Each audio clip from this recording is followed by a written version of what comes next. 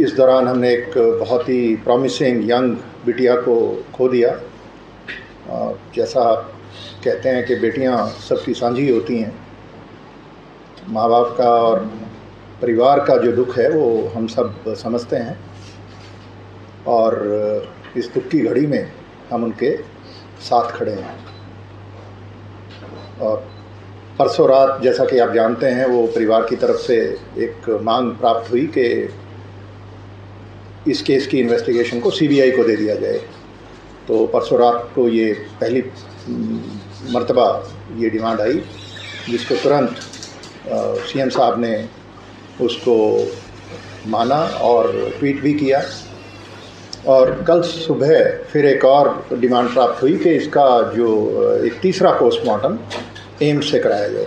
तो उसमें भी तुरंत हमने कोऑर्डिनेट करके एम्स से कल ही, जैसा कि आप जानते हैं, तीसरा पोस्टमार्टम भी करवाया गया।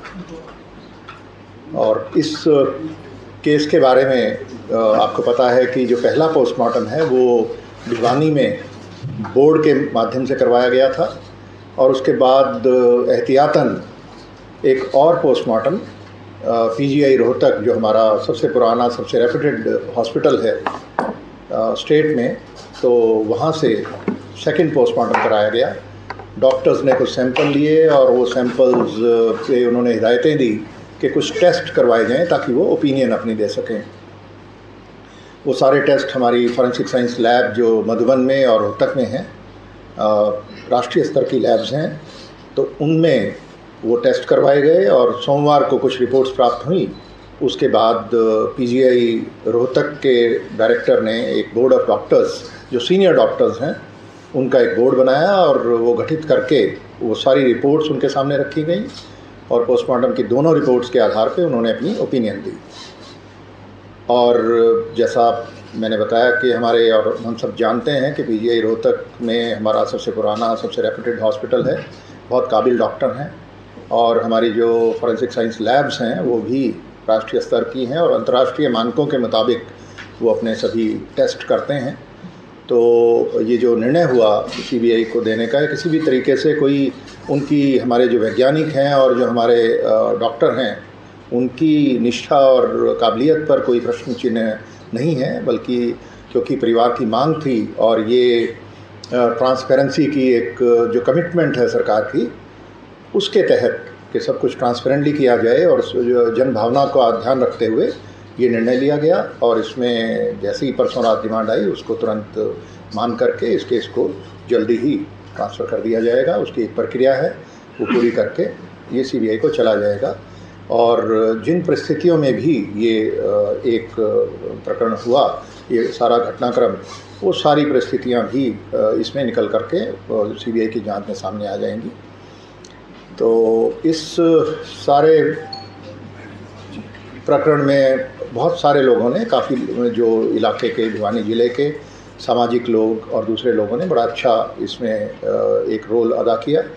उन्होंने समझदारी से काम लेते हुए, जब एक स्टेज आई जब वो मॉब था जो लीडरलेस हो गया, कोई नेता नहीं था, तो उस वक्त काफ़ी लोगों ने अच्छा एक रोल प्ले किया, तो उन सबका धन्यवाद। लेकिन कुछ ऐसे लोग भी थे जिन्होंने, आपने देखा कि भ्रामक और एक तथ्यात्मक रूप से गलत प्रचार भी करके गैर जिम्मेदाराना एक माहौल बनाने का प्रयास किया, अराजकता का एक माहौल बनाने का प्रयास किया, कुछ सुर्खियां बटोरने के लिए कुछ शरारती तत्व, वो भी ऐसे लोग बीच में, ऐसे जब आंदोलन होते हैं आप जानते हैं कि वो आ जाते हैं, तो ऐसे लोगों के खिलाफ भी कुछ कार्रवाई की गई है।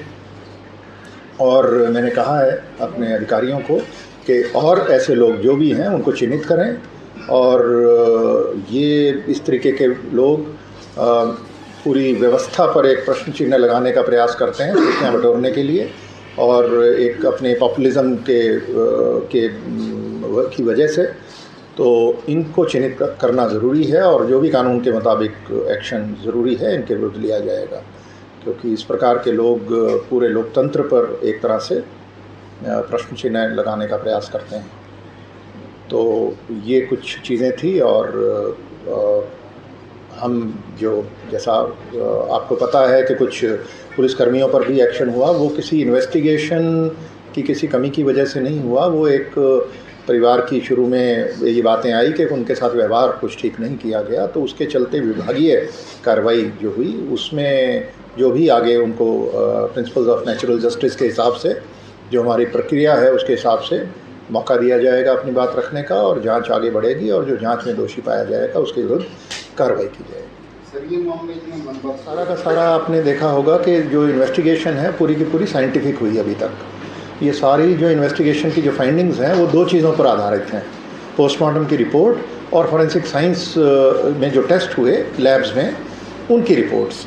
तो जो टेस्ट होते हैं उनका एक प्रोटोकॉल है, उस प्रोटोकॉल में हम कंप्रोमाइज़ नहीं करते। जो हमारे वैज्ञानिक हैं इन लैब्स के अंदर वो इंटरनेशनल स्टैंडर्ड्स जो मानक हैं उनके मुताबिक अपने टेस्ट करते हैं, उनमें समय लगता है। और एक रिपोर्ट ऐसी है, आप देखिए वो अभी तक उसकी वो आ जाएगी एक रिपोर्ट, उसकी बहुत रेलिवेंस नहीं थी, पेरिफेरल थी, लेकिन उसका एक प्रोटोकॉल है। उन्होंने कहा जी 3 दिन लगेंगे। तो जैसा हम बीमार हो जाते हैं, हम लैब में टेस्ट कराते हैं तो कई बार ब्लड कल्चर और दूसरे टेस्ट होते हैं, आपको पता है उनमें 36 घंटे 48 घंटे का समय वो बताते हैं आपको, इतना समय लगता है। तो जो फॉरेंसिक साइंस के टेस्ट हैं उसमें लैब्स के अंदर उनमें जो समय लगा, और जब जैसे ही हमारी विसरा की रिपोर्ट मंडे को मिली, सोमवार जो गया उसको मिली, मंडे को ही हमने प्रयास किया कि इनको, उसी दिन बोर्ड बन गया और बोर्ड बनकर उन्होंने ओपिनियन दे दी जिसके बारे में आपको अवगत भी कराया गया। जो आई इसमें रिपोर्ट उसके ऊपर भिवानी पुलिस या हरियाणा पुलिस ने क्या मतलब एफआईआर वो करी है उसमें, मतलब कि उसने सुसाइड माना है या क्या किया? तो पहले क्या एफआईआर क्या? एक तो उस टाइम तो ऐसा है कि ये जो एक प्रोटोकॉल है हमने अपना बनाया 2005-06 के आसपास के जितने भी मिसिंग पर्सन हैं उनमें हरियाणा एक ऐसा प्रांत है जहाँ पे एफआईआर की जाती है। अगर आप पूरे देश को देखें तो वहाँ पे सिर्फ रोजनामचे में एक एंट्री कर दी जाती है, डीडी एंट्री जिसको कहते हैं। और इसमें अगर क्राइम इन इंडिया जो एनसीआरबी जो इसको पब्लिश करती है हर साल, अगर आप उसमें वो टेबल देखेंगे तालिका, तो आप पाएंगे कि 80% केस मिसिंग पर्सनस के हरियाणा में ही होते हैं। इसका मतलब ये नहीं कि पूरे देश में जो मिसिंग हुए हैं वो केवल हरियाणा में हुए हैं, होते सब जगह हैं, वहाँ पे एफआईआर नहीं होती, हम एफआईआर करते हैं।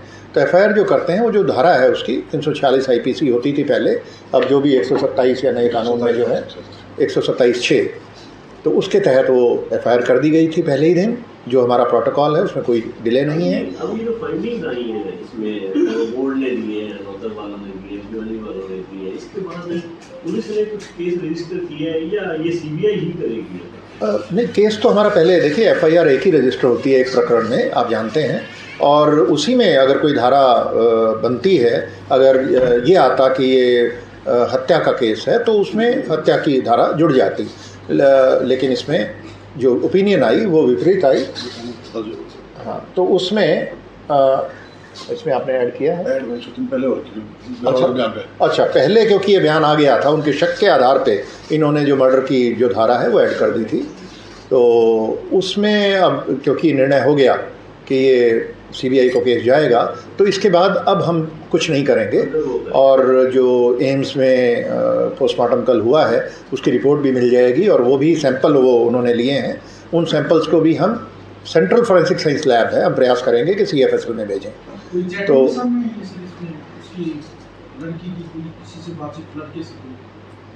ऐसा कि वो उन डिटेल्स में अभी जाने का कोई बहुत अभी औचित्य नहीं है कि, लेकिन हाँ वहाँ पे ये ज़रूर है कि जैसा कि आप जानते हैं, बात पहले भी आ चुकी कि सुसाइड नोट वहीं पे मिला, और जो इंसेक्टिसाइड ख़रीदने की बात है इसकी वो भी इसमें आ चुकी है, और जो जिस दुकान से ये ख़रीदा गया उनके बयान भी आ चुके हैं। तो ये सारी चीज़ें हैं, पर अब ये सारी चीज़ें अब फाइल पर आ चुकी हैं। इनको एज सच हम पुलिस फाइल को ट्रांसफ़र करेंगे सीबीआई को, और इसके आगे की जो इन्वेस्टिगेशन है वो सीबीआई करेगी। बार बार एक ही सवाल उठाया गया है सर कि जो वहाँ पर स्कूल था, जिस कॉलेज में जाने की बात कही गई थी, उस कॉलेज के बारे में कोई डिटेल्स या किसी तरह की कोई बात नहीं आई कि वहाँ पर कोई सीसीटीवी फुटेज मिली हो या इस तरह की कोई बात आई हो? क्या वास्तव में लड़की कॉलेज में गई थी? कोई इस तरह की पूछताछ में कोई बात सामने आई? सारा इंसिडेंट सर कैसे वक्त की फाइंडिंग में क्या है, तो थोड़ा भ्रम दूर हो जाएगा। बता देंगे ऐसे गई थी, ये हुआ, तो थोड़ा सा भ्रम दूर हो जाएगा। वो डिटेल्स फिर जो इन्वेस्टिगेटिंग टीम है वो बेहतर बता पाएगी। लेकिन हाँ, इसमें जो ये बात आई थी कि जो पहले दिन जब वो 11 तारीख का इंसिडेंट है और 11 तारीख को करीब 1:30 बजे के करीब जिस बस में बिटिया ये आती थी घर से रोज़, तो वो ड्राइवर को फ़ोन करके उसने बताया कि आज मैं इस बस में नहीं जाऊंगी।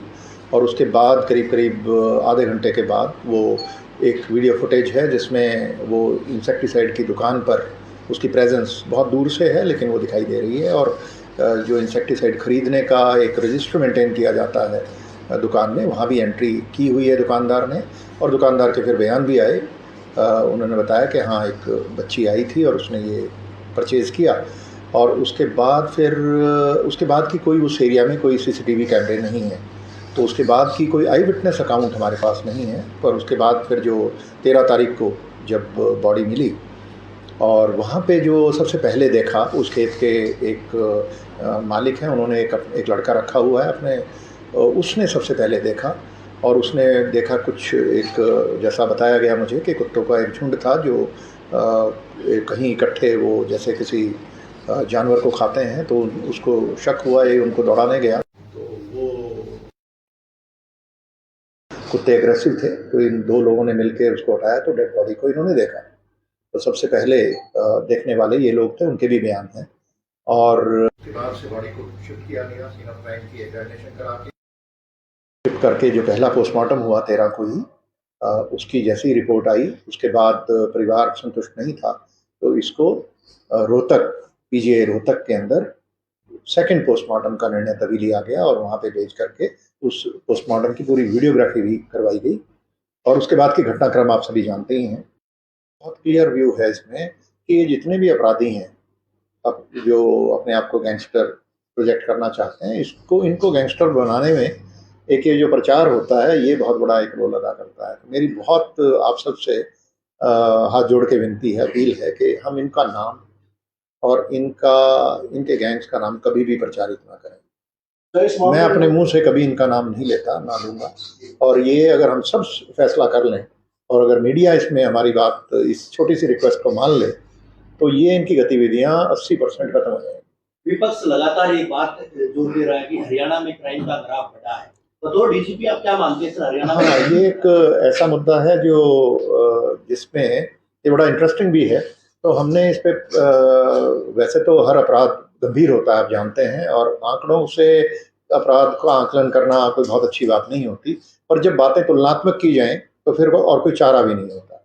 तो अगर तुलना करते हैं हम, तो वो पिछले 2 साल से तो मैं ही देख रहा हूँ, तो मैंने देखा कि हर साल हमारा 20-30% ऐसे हेड्स हैं जहाँ पे जो क्राइम अगेंस्ट वीमेन के, जैसे रेप का एक हेड है और मोलेस्टेशन है, किडनैपिंग और अबडक्शन का एक हेड होता है, डाउरी डेथ है, तो ये 3-4 हेड होते हैं क्राइम अगेंस्ट वीमेन के। एक वो जो डाउरी से रिलेटेड जो धाराएं हैं, जो हस्बैंड वाइफ वाली, वो उसको हम क्राइम अगेंस्ट घरेलू हिंसा, वो एक अलग चीज़ है, वो पारिवारिक मामले होते हैं। बाकी जितने हेड हैं उनमें पिछले साल उससे पिछले साल की जो कंपैरिजन में 20-30% की कमी आई, और इस साल फिर हम 25% और नीचे हैं। तो और ये ऐसे अपराध हैं जो आप जानते हैं कि जहाँ पे रजिस्ट्रेशन मैंडेटरी है। आज की तारीख में ये आपको भी पता है कि रेप का कोई भी एलिगेशन आएगा तो तुरंत एफआईआर सब जगह दर्ज की जाती है, क्योंकि एफआईआर ना करना अपने आप में एक अपराध है।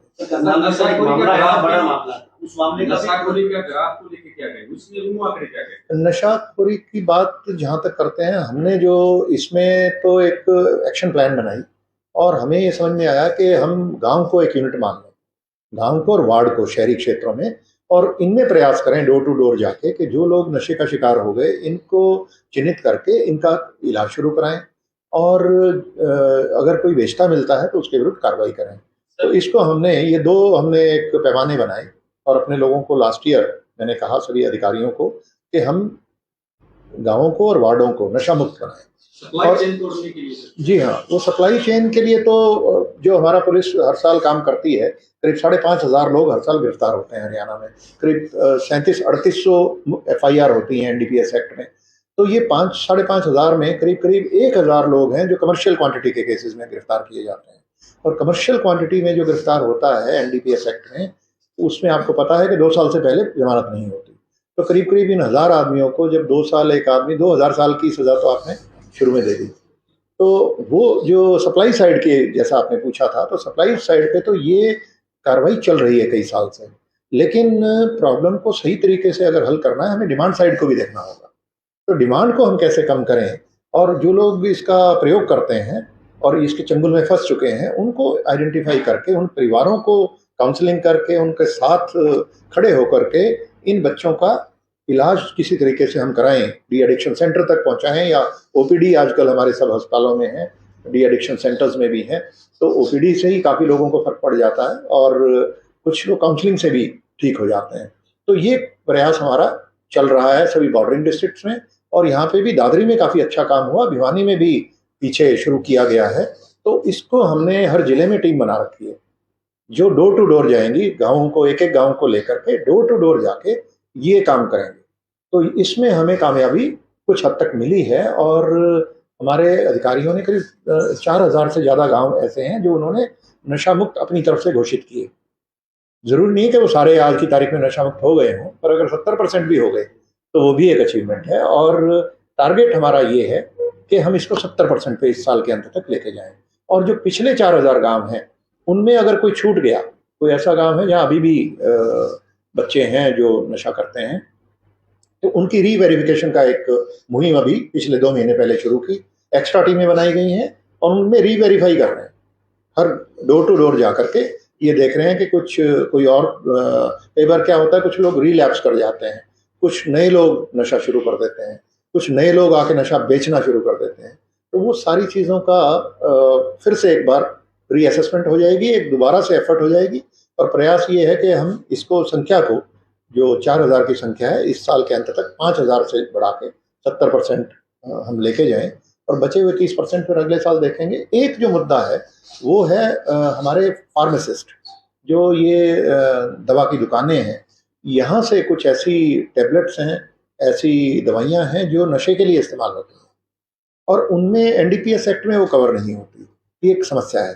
तो उनमें हमारे जो ड्रग कंट्रोल ऑफिसर्स हैं और जो स्टेट के ड्रग कंट्रोलर हैं, और जो एफडीए एक महकमा आप जानते हैं, food and drug authority administration, तो एफडीए के जो अधिकारी हैं उनके साथ हमारा लगातार कोऑर्डिनेशन चलता है। हम उनको यही कहते हैं कि इन केमिस्ट को आप किसी तरीके से इनको नियमित करें, इनकी जो रेगुलेशन प्रॉपर हो, जिससे ये लोग जो इस समस्या में योगदान दे रहे हैं वो उसको मिनिमाइज़ किया जा सके। तो आपके माध्यम से मैं ये भी सारे हमारे जो केमिस्ट भाई हैं उनसे ये एक अपील करना चाहूँगा कि कभी भी किसी व्यक्ति को, जो देखने से ही पता चल जाता है कि मरीज नहीं है बल्कि नशे के लिए खरीद रहा है, उसको समझ में आ जाती है बात, ये बॉडी लैंग्वेज देख के, तो उसको कभी भी कोई दवाई बिना प्रेस्क्रिप्शन के ना दें। यूपी के हरियाणा के करनाल में फेंक दिया, कल कोई मामला आया था, उसके बाद उसको फ्लैगशिप किया गया, क्या कहेंगे सर इस तरह के? जी, जहाँ तक मुझे ध्यान है वो उसका एक लड़की का भाई का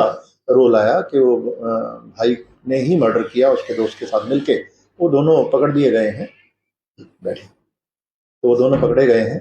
तो ये कुछ ऐसी घटनाएं हैं जो परिवार के अंदर भी हो जाती हैं, तो हत्याएं और बहुत सारे ये हमारे जो बलात्कार के केसेस भी हैं, ये नोन और परिवार के अंदर होते हैं। पुलिस अपना काम करती है। आप इस मौजूदा केस की बात कर रहे हैं या वो? हाँ, ये उसके रिपोर्ट में आया हुआ है, इंसेक्टिसाइड है, मोनो करके, मोनो स्प्रे, आप पढ़ के बता दें। ऑर्गेनोफॉस्फोरस नहीं किया था, किसी ने पिलाया था, ये सारी हुआ था। अभी ये मुझे लगता है कि ये सारी डिटेल्स इसको हम सीबीआई के ऊपर छोड़ दें तो बेहतर रहेगा। जहाँ तक कन्वेंशनली इस केस का मैं नहीं बात करूँगा, लेकिन हाँ ये माना जाता है कि अगर स्ट्रगल के साइन नहीं है तो वो खुद कंजम्पशन की तरफ इशारा करती है। और ये जो डीएनए का टेस्ट होता है उसमें जो फिंगर नेल्स हैं, इनके अंदर जो हमारे डीएनए लेकर के वो टेस्ट करके वो रिपोर्ट ये कहती है कि कोई स्ट्रगल नहीं हुई।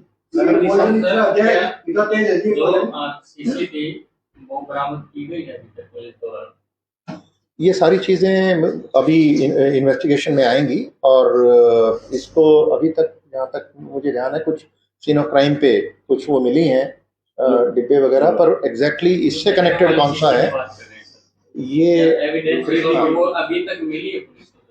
इसके बारे में आप कुछ बताना चाहेंगे?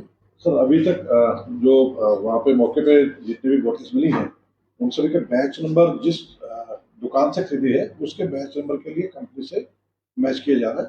तो जब तक कंफर्म होगा तो मतलब जैसे सर ने बताया आप लोगों को, since case has been proposed to be transferred to CBI, तो अब ये आगे की जांच वहाँ से। एक पक्ष इसको मर्डर कहता है, एक पक्ष दूसरा पक्ष जो सुसाइड मानता है, एक तीसरा पक्ष ऐसा वो कहता है कि उसकी लिंक की भी संभव। क्या इस लिहाज से ऐसा कि वो अब निष्कर्ष पे पहुंचना, मैं आप यही रिक्वेस्ट करूंगा कि इस स्टेज पर कुछ भी कहना उचित नहीं है। इसको हम सीबीआई के ऊपर छोड़ें। तो सीबीआई का हम तुरंत केस बना के भेज रहे हैं और एक प्रक्रिया है, वो जैसे ही पूरी हो जाएगी उसमें केंद्र सरकार को भी एक नोटिफिकेशन करनी होती है, 2 नोटिफिकेशन होती हैं। एक पहले राज्य सरकार करती है, उसके बाद केंद्र सरकार करती है, तो उसमें थोड़ा समय लग जाता है, लेकिन हाँ जी अंतिम ये केस जो बिगड़ा था, यहाँ से बिगड़ा था कि कुछ पुलिस कर्मचारियों का जवाब दिया।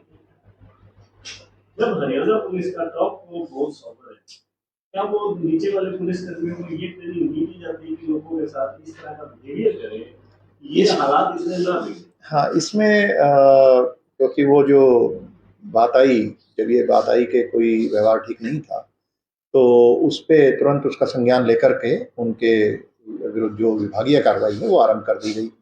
और जहाँ तक इसमें जो 112 की बात आती है, 112 की हर कॉल रिकॉर्ड होती है।